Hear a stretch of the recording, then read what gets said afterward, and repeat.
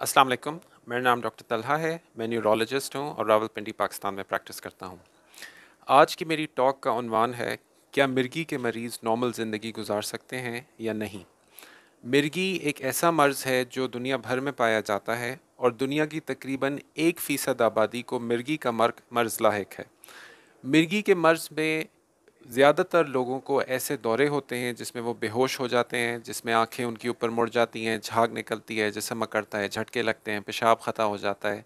और ये अमूमन आधे से 1 मिनट चलता है और उसके बाद फिर मरीज़ कुछ देर तक ग़ुनूदगी में रहता है और फिर रिकवर कर जाता है।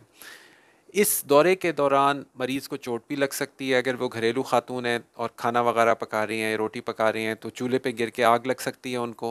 अगर वो कहीं ऊंची जगह पे हैं, जैसे सीढ़ियों पे या कहीं छत पे, तो उधर से गिर के उनको शदीद चोट और मौत भी वाक़ई हो सकती है। अगर वो गाड़ी चला रहे हैं तो उस वक्त उनको कंट्रोल ख़त्म होने की वजह से हादसा पेश आ सकता है, सड़क पे नुकसान हो सकता है या उनको ख़ुद को नुकसान हो सकता है। लेकिन अगर मिर्गी का प्रॉपर इलाज किया जाए एक अच्छे और काबिल न्यूरो फिजिशियन की सरपरस्ती में, जो भी आपके इलाके में या आपके घर के करीब मौजूद हों, तो ज़्यादातर मरीज़ों के अंदर मिर्गी का मर्ज़ 2023 के अंदर काबिल इलाज है। यानी कि मिर्गी के दौरों को कंट्रोल किया जा सकता है और उससे पेश आने वाले जो भी कॉम्प्लिकेशंस हो सकती हैं उनको काबू किया जा सकता है या उनको होने से पहले ही रोका जा सकता है, जो कि सबसे अच्छी सिचुएशन है मेरी नज़र में। अगर आपके किसी प्यारे को या आपको ख़ुद को मिर्गी डायग्नोज हो गई है, तो सबसे अच्छा काम आप अपने साथ मेरी नज़र में ये कर सकते हैं कि करीब के किसी हॉस्पिटल में या क्लिनिक में ऐसे न्यूरो फिजिशियन या न्यूरोलॉजिस्ट से रब्ता करें जो कि आपके मर्ज़ को सही से समझ जाए और फिर उसका मुनासिब इलाज जो आपके लिए सही हो वो तजवीज़ करे और आप फिर उसको रेगुलरली फ़ॉलो भी करें ताकि आपके दौरे कंट्रोल हो जाएं।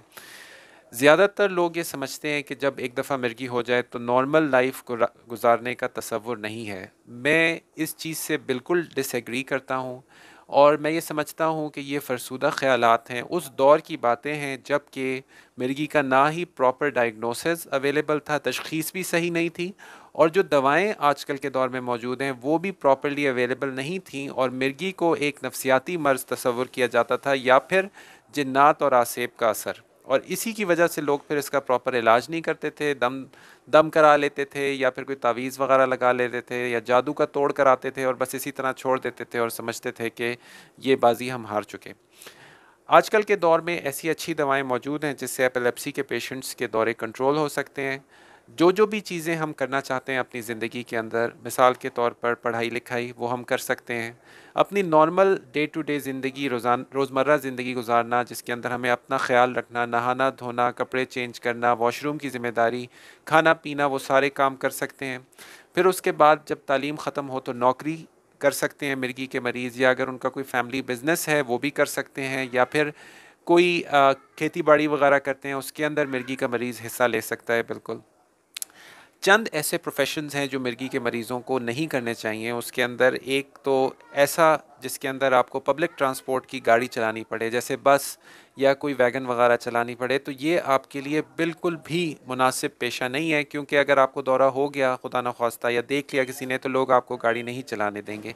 और उसका दूसरा पहलू ये भी है कि अगर गाड़ी चलाते हुए आपको दौरा हो गया तो सीरियस हादसा पेश आ सकता है। आपको तो नुकसान हो ही सकता है, लेकिन आपके साथ जो बेगुनाह लोग सफ़र करेंगे उनको भी नुकसान हो सकता है, सड़क पे भी नुकसान हो सकता है। क्योंकि आप ये सोचिए कि गाड़ी चलाते हुए आमतौर पे हमारा जो पाँव है वो एक्सेलरेटर के ऊपर होता है और मिर्गी के मरीज़ का जिस्म एकदम अकड़ जाता है, सख्त हो जाता है, टांग लंबी हो जाती है, तो वो पाँव जितना एक्सेलरेटर पे पहले था, पहले से भी ज़्यादा अब वो ज़ोर से एक्सेलेरेटर को दबाएगा और गाड़ी एकदम शूट करके जो भी रुख होगा गाड़ी का उसमें जाएगी। वो चाहे बाज़ार हो, साइड पे रश हो, या अगर आप हाईवे पे हैं तो वो हाईवे से उतर जाएगी और उससे शदीद नुकसान होगा। और कई अमवात दुनिया भर में इस वजह से होती हैं कि ड्राइवर को मिर्गी का दौरा पड़ जाए। तो ऐसा पेशा आपको नहीं इख्तियार करना चाहिए जिसके अंदर नुकसान भी हो सकता है और आपका फ्यूचर भी सिक्योर नहीं है। दूसरा, फिर ऐसे काम, ऐसी फैक्ट्रीज़ वगैरह में काम जहाँ पे एकदम दौरा होने से आप गिर जाएं या आपकी जान को नुकसान पहुँच जाए या आपके हाथ या पाँव को नुकसान पहुँच जाए, कोई आरी वगैरह या जैसे ऑटोमेटिक कटर्स होते हैं, या इस तरह की सिचुएशन में भी बेहतर है कि मिर्गी के मरीज़ को इस तरह का पेशा इख्तियार नहीं करना चाहिए। फिर پائلٹس جیسے جہاز اڑانے والے جو لوگ ہوتے ہیں ان کے لیے بھی یہ بالکل مناسب پیشہ نہیں ہے. عموماً ایئر لائن اسکرین کرنے کی کوشش کرتی ہیں جاب دینے سے پہلے کہ کہیں اس مریض کے اندر دماغ میں ایسی اسپارکنگ تو نہیں ہے کہ جو کہ آئندہ زندگی میں دورے کی صورت اختیار کر لے. اور باقی زیادہ تر پروفیشنز کیے جا سکتے ہیں. ایون میں نے اپنے کولیگز میں بھی ایسے ڈاکٹرز دیکھے ہیں جن کو ایپیلیپسی ہے, وہ پراپرلی کنٹرولڈ ہے اور وہ ایک نارمل پروفیشنل زندگی گزار رہے ہیں. اس کے بعد پروفیشن کے علاوہ جو مرگی کے پیشنٹس ہیں ان کی اولاد ہو سکتی ہے. ان کے زیادہ تر چانسز یہی رہتے ہیں کہ مردوں کے آگے جو بچے ہوں گے ان کو ایپیلیپسی نہیں ہوگی, لیکن یہ پہلے بھی میں ذکر کر چکا ہوں کہ یہ مخصوص سوال اس مخصوص مرگی کی وجہ پہ ڈپینڈ کرتا ہے کہ جس وجہ سے آپ کو مرگی ہے, اور یہ صحیح جواب مخصوص طور پہ آپ کی سچویشن کے لیے خاص جواب آپ کے ڈاکٹر صاحب ہی دے سکتے ہیں. اچھا, اس کے علاوہ پھر باقی جو زیادہ تر چیزیں ہیں جیسے کہ پڑھنا لکھنا, باقی جو بھی ہم کھانا پینا, جو چیزیں ہم انجوائے کرتے ہیں وہ آپ کھا سکتے ہیں, اس کے اندر کوئی پرابلم نہیں ہے. نہانا دھونا کر سکتے ہیں, سیر کر سکتے ہیں اگر آپ ڈرائیو نہیں کر رہے ہیں تو.